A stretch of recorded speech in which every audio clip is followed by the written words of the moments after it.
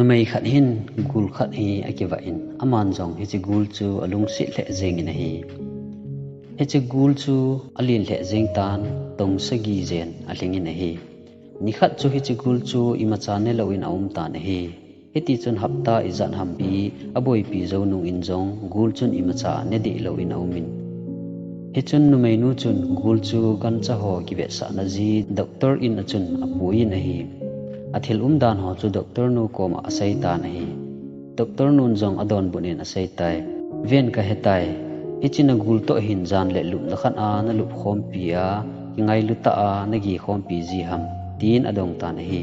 numei nun jong hing e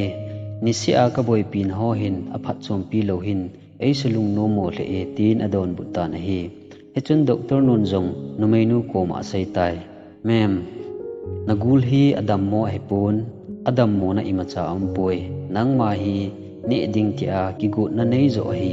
hitia imacha ne lawa a hi asung hi asu ong nu ma hi aji chu nang hi lin ta na hi ti a hen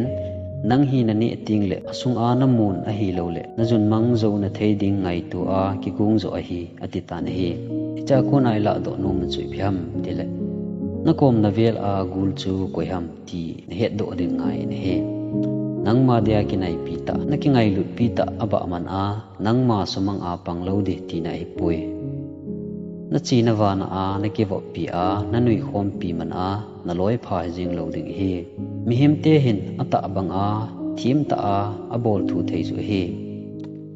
a hin ha sat na ni khu ting le koi ho chu ata hi a koi ho chu hlem hi am a ki do ji ta na hi